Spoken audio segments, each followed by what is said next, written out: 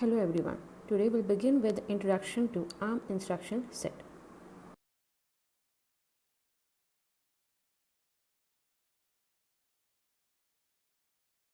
Let's begin with load and store instructions. As you all know, ARM is an example for RISC architecture. In order to access your memory, we use your load and store instructions. So these load and store instructions, they transfer the data between your memory and your processor registers. There are three types of load and store instructions. First thing is your single register transfer. Second thing is your multiple register transfer. And third thing is your swap. So your single register transfer supports signed and unsigned 32-bit transfers, half-word transfers and byte transfers. So let us see each of them in detail now.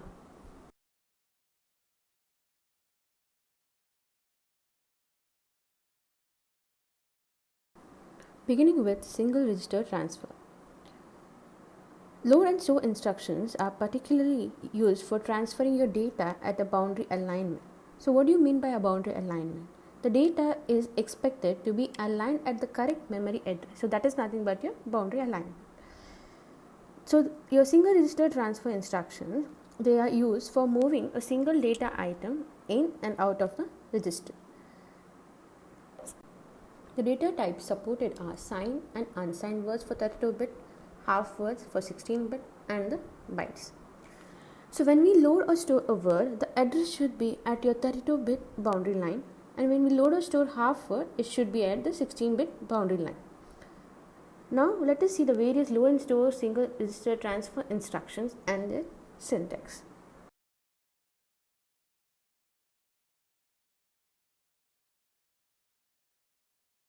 Here are some set of load and store instructions. Load word into the register, save byte or word from a register, load byte into a register and save byte from a register.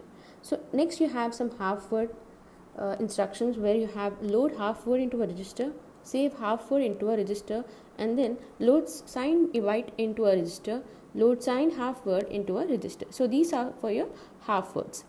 So as I said, your load and store instructions can load and store the data on a boundary alignment that is same as the data type size being loaded or being stored. For example, your load register can only load some 32-bit words on a memory address that is multiple of 4 bytes, that is nothing but 0, 4, 8 and so on.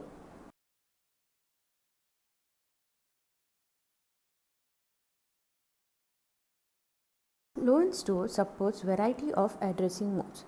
In that, first one is your register indirect addressing mode, where it is the simplest form of addressing mode. So here this register indirect, the memory address is being specified in a register itself.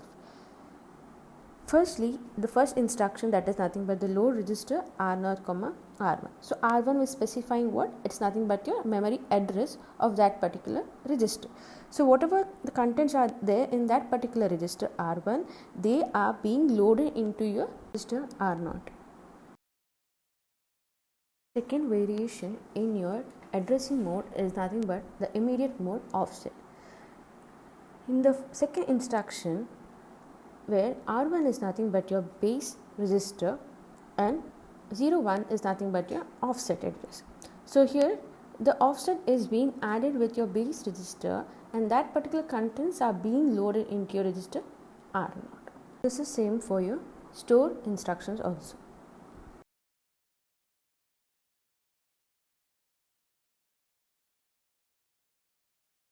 Now coming to single register load store addressing modes. The ARM instruction provides different modes for addressing memory. These modes incorporate one of the indexing methods, pre-indexing with write back, pre-index and post-index. Firstly, let us see your pre-index with write back. So what it does here? So here it calculates an address from a base register plus your address offset, and then it is going to update that particular address base register with the new address. So again I repeat, it calculates the address of the particular memory location, okay, and then we are going to add the immediate offset with the content of the register R1 and then what we do is we update that particular address base register with the new address. So that is nothing but your pre-index with write back.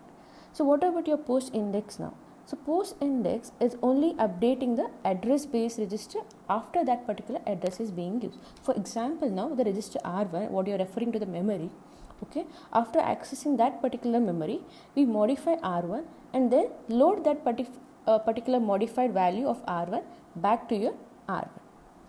But what about your pre-index? Pre-index is similar to your pre-index with write back, but it does not update the address base register. So that is only one difference in your pre-index. So your pre-index mode is useful for accessing an element in a data structure, whereas your post-index and pre-index are useful for traversing an array.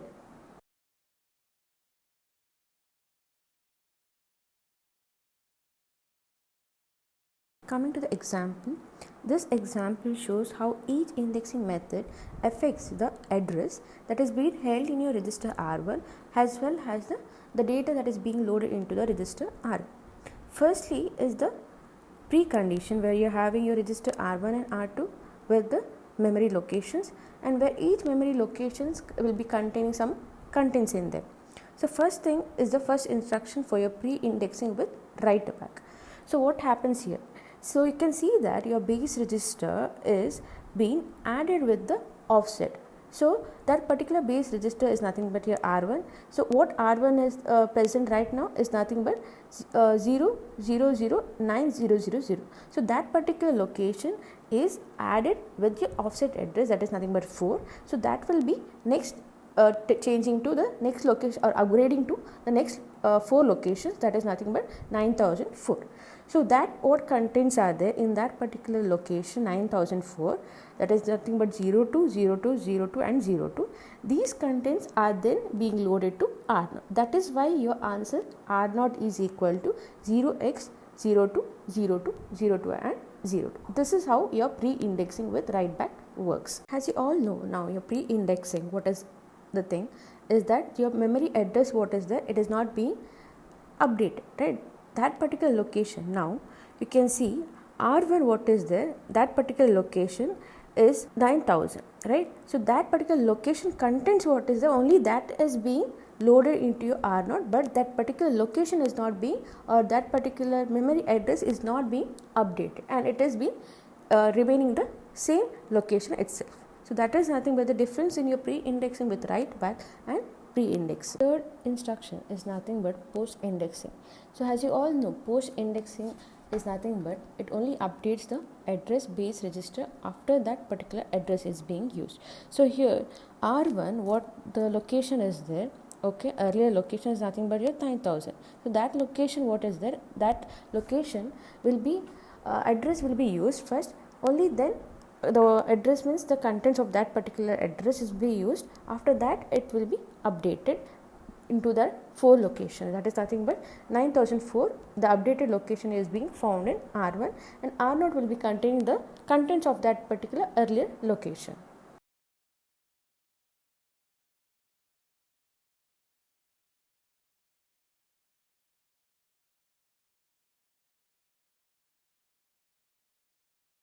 I have already spoken regarding the different addressing modes in your load and store instructions.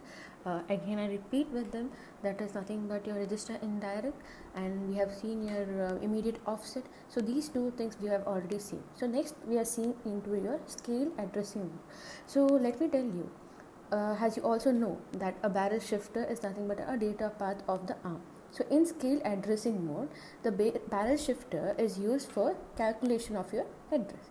So scale means what? The address is calculated using the base address register and the barrel shift operation. So based on this, your scale addressing mode is dependent. So is it clear, everyone? So that is nothing but your scale addressing mode.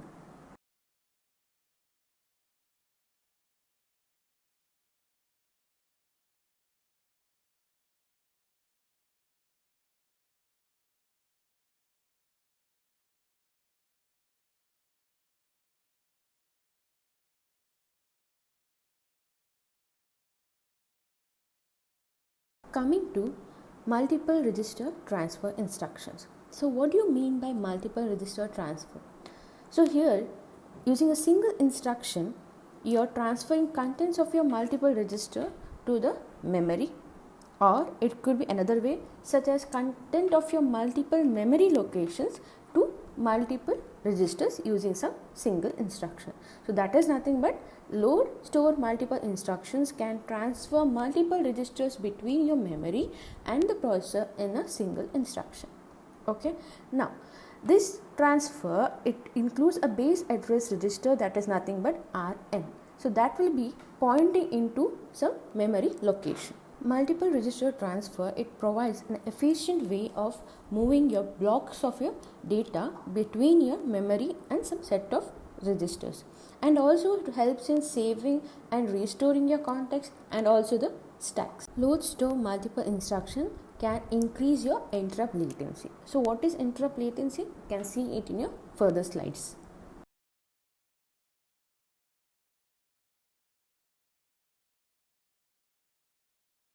Since we are using your multiple byte transfer or your word transfer in a single instruction, what happens is that the instruction cannot be interrupted under normal circumstances. So that is what ARM implementations do not usually interrupt the instructions while they are executing. Okay, now so this particular instructions, what is happening, okay, they may increase your interrupt latency. That means what? Your interrupt is kept pending. Okay, that interrupt can only be serviced, okay, if and only if we have a transfer of all these. Okay, all these transfers are being completed from the memory to a register bank. So once this instructions are or the transfers are done, only then that interrupt can occur. Okay, that is nothing but your interrupt latency, what it is actually. For example, on an ARM or a load store multiple instruction, it takes 2 plus n t cycles, where your n is nothing but what? The number of registers you are going to load or store, and t is the number of cycles that is being required for each sequential access to the memory. The mnemonic being used are your load multiple registers and save multiple registers. That is nothing but LDM and STM.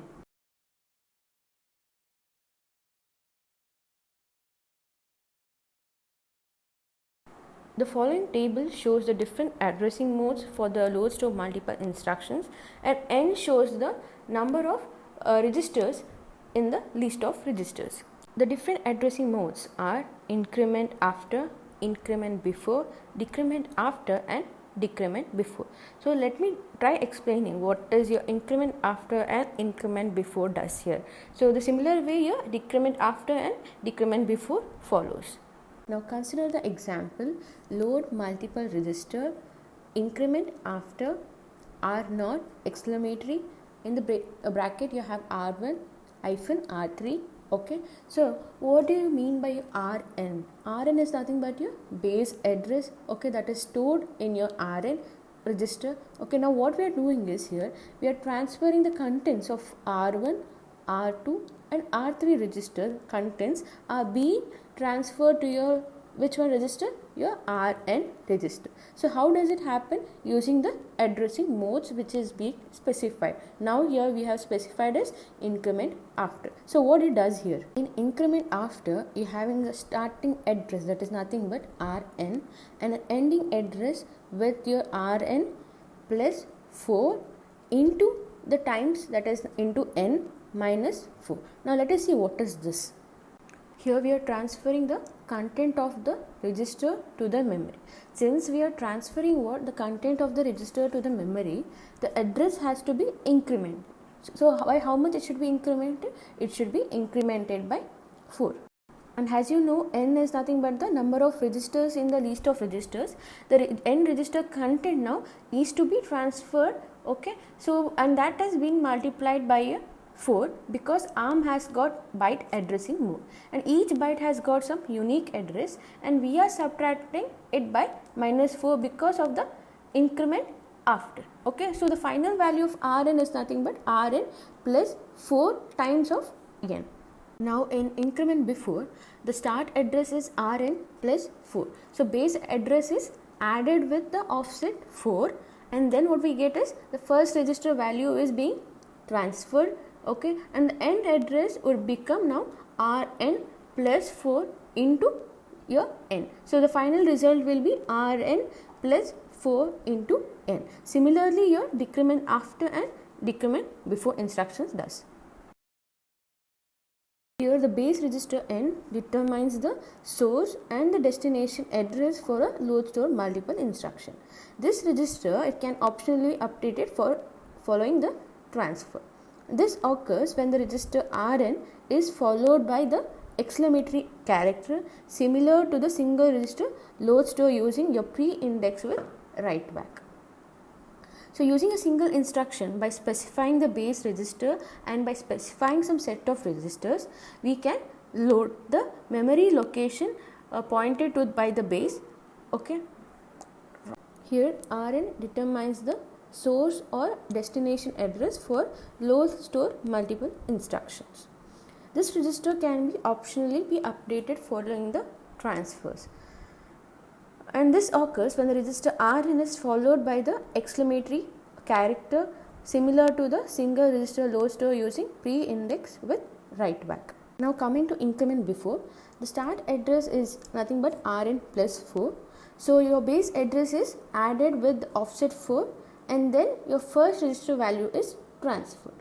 Now the end address would become Rn plus 4 into n. So finally your Rn value is Rn plus 4 into n.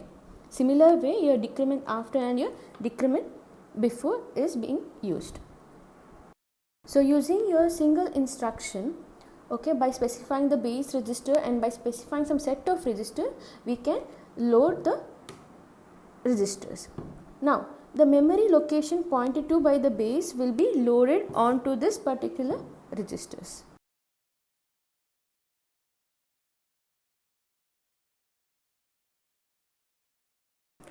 Coming to the example, in this example the register R0 is a base register Rn and followed with an exclamatory mark which indicates that the register is updated after the particular instruction is executed. We'll also see that the instructions which is having the registers, these registers are not individually listed. So instead of that, we are using a hyphen character in order to identify some range of registers. So for here we are using R1 to R3, that is nothing but R1, R2 and R3. And each register can also be listed using some comma to separate each register within the flower bracket, closing and opening flower brackets. So in the precondition, you can see that the memory locations are being specified, and for each memory location there are some hexadecimal value contents being entered in them, correct. Now you can see also there are some registers R0, R1, R2 and R3 which is having some specific values before your execution. So that is the instruction what it is given, that is LDMIA. It means what? Loading your multiple register increment after, and that R0 is nothing but what? Your Rn here, okay, and R1 to R3 is nothing but the registers, the set of registers what I have said. So after the execution, what happens here now? Now you can see that the R1, R2 and R3, okay, the location what it was there is the contents are being loaded with now 1, 2 and 3, and then finally what? Your R0 will be incremented to 4 locations, and that address of that particular location is being mentioned in your R0. In detail you can see it in your diagram that is being shown in your next slide.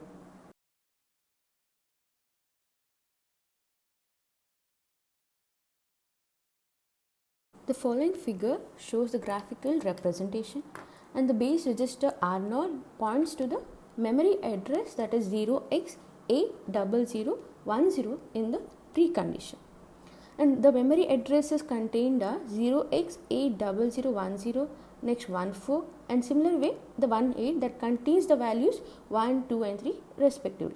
Now once the instruction is being executed, that is the load multiple instruction is executed, the registers R1, R2 and R3 will contain these values, okay, as shown in the following figure. You can see now it is also your R0 base register is being incremented to 4 locations, that is nothing but which was there in the earlier in 0x80010. Now it's incremented to 4 locations, so it will be 0x8001C.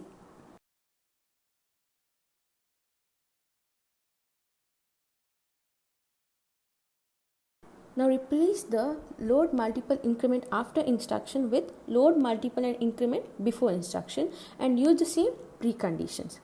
So now what will happen? Now the first word what is pointed to by the register R0 is being ignored, and that particular register R1 is loaded from the next successive memory locations as shown in your figure. So now what will your R1 contain? The value 2. Finally, your R0 now points to the last loaded memory location. So this is in contrast with the LDMIA example, which is pointed to the next memory location.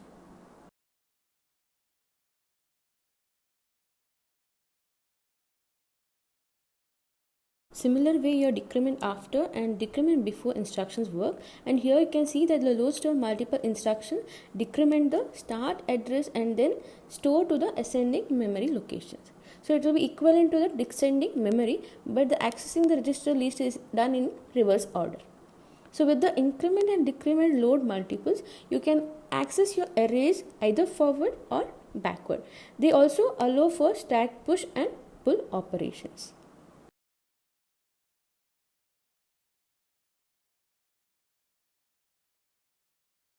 Following table shows a list of load store multiple instructions pairs where you can see store multiple and load multiple. So in store multiple, as I said, it is increment after, increment before, decrement after and decrement before. Similar way here load multiple. Now if you use a store with some base update, then what will happen is the paired load instruction of the same number of registers will reload that particular data and restore that base address pointer. So this is very useful when you need to temporarily save some group of registers, and then again if you want to restore them, you can use this particular kind of instructions.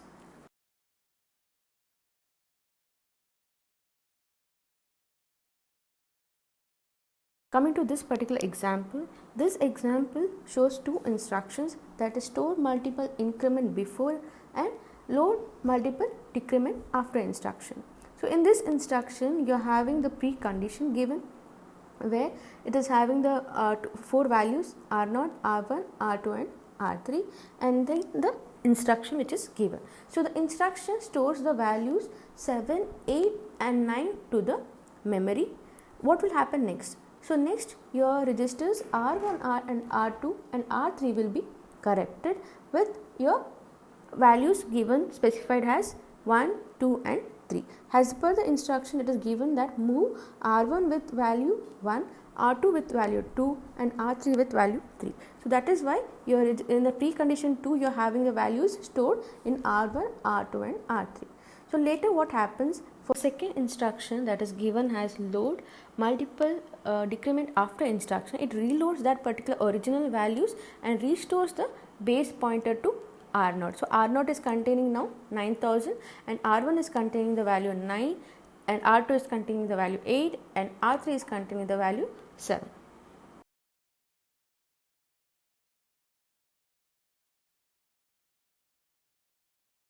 Here in this example, we illustrate the use of a load store multiple instruction with the memory copy example. In this example, the simple routine that copies blocks of 32 bytes from the source address location to the destination address location. So here the source address location is nothing but R9 and R10 is nothing but the destination address location. So this example has two load store multiple instructions which use the same increment after addressing mode. Four instructions are load multiple increment after and store multiple increment after.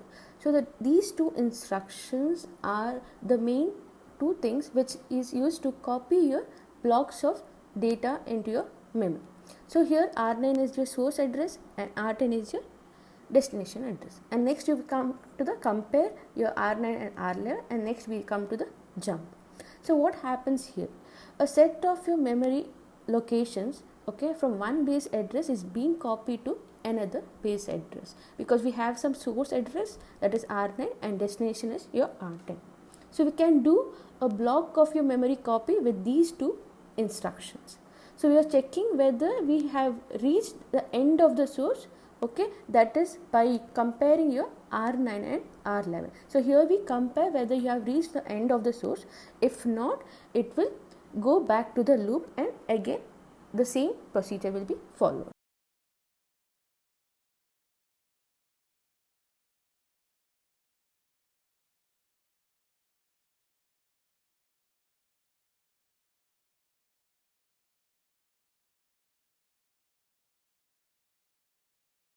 Coming to stack operation, your ARM architecture, it uses your load store multiple instructions to carry out the stack operations. So it facilitates stack processing.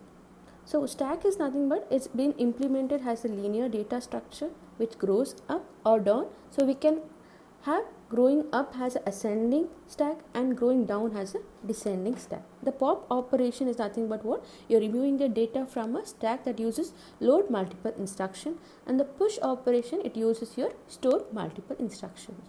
When you use a stack, you have to decide whether the stack will have to grow up or down in the memory. So we are having the 4 multiple register transfer instruction that is being supporting for that. So here we have ascending, descending, okay, and then you have your other two which is being mentioned in your next line.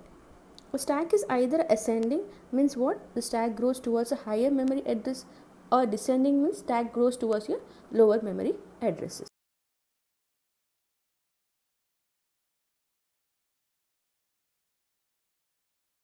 Now let us see the concept of full stack and empty stack. So in the full stack, the stack pointer. So what is a stack pointer? A stack pointer is nothing but it holds the address of the current top of the stack. So that stack pointer here, it points to the last item of the stack. So that is nothing but your full stack. Now if it is empty stack, what will happen? The stack pointer will be pointing after the last item on the stack. So that is nothing but to the empty location your stack pointer will be pointing. So there are a number of load store multiple addressing modes, okay, that's available to support your stack operations. That is nothing but full ascending, full descending, empty ascending and empty descending.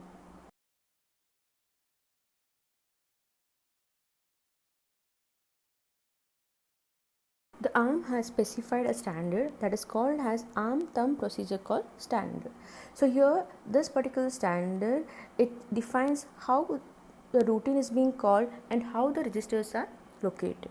So this standard here, it defines the stacks, okay, has the full descending stacks. So there are two functions, that is nothing but your pop and push. It is similar to your load multiple full descending and store multiple full descending. So here is an example. In this example, the store multiple full descending instruction, it pushes the register onto the stack and then updates the stack pointer. So currently in your precondition, you're having your stack pointer pointing at 0x80014. So once the instruction is given, means it is being executed, it will push the registers onto the stack, that is nothing but 2 and 3 values onto the stack, and then it will be pointing the stack pointer to the 0x8000C.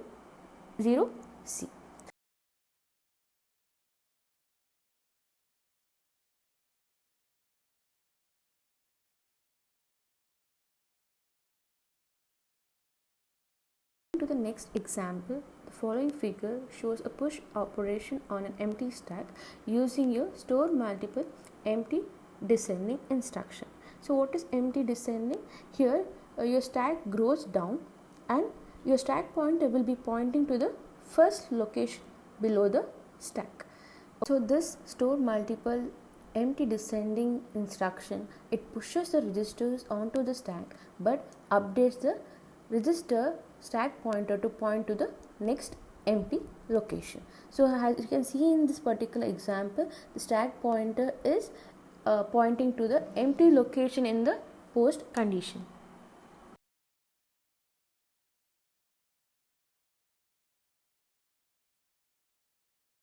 Here we are having 3 attributes: the stack base, the stack pointer and the stack limit. So the stack base is nothing but the starting address of the stack in the memory.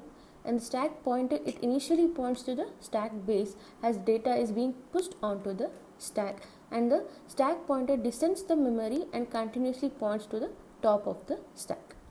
Now if the stack pointer passes the stack limit, then a stack overflow error can occur. Here is an example that shows the stack overflow error for a descending stack.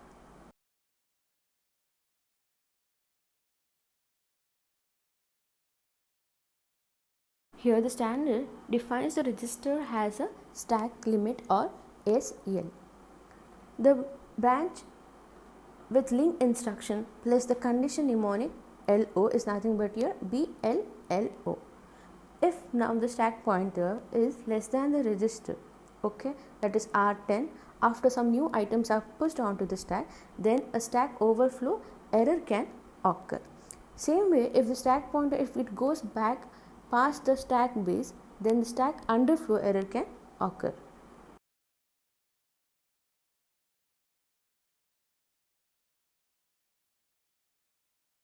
Now coming to program status register instructions. So the ARM instruction set provides two instructions to directly control the PSR. So what are the two instructions? The MRS instruction and MSR instruction. So MRS instruction, it transfers the contents of either the CPSR or the SPSR into the register. What about the MSR instruction? It transfers the contents of a register into the CPSR or the SPSR. So together these instructions are used to read and write the CPSR and the SPSR.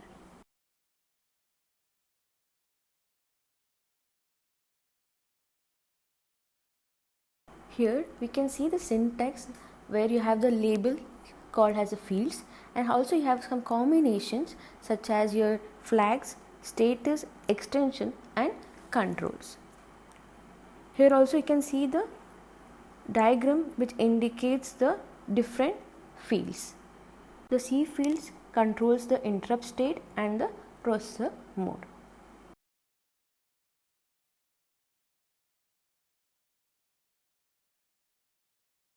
Here is an example which shows how to enable your IRQ interrupts by clearing the I mask using the two instructions, that is MRS and MSR instructions, to read from and then write to the CPSR. Here in the precondition, the MSR first copies the CPSR into register R1, and then the BIC instruction clears the bit 7 of R1. Then the register R1 is then copied back into the CPSR, which enables your IRQ interrupts. So you can see in the post condition that your I flag is becoming to capital I, where it shows that your IRQ interrupt has been enabled. This example is in your supervisor mode. So supervisor mode is nothing but it is there in your privileged mode, where you can do the modifications.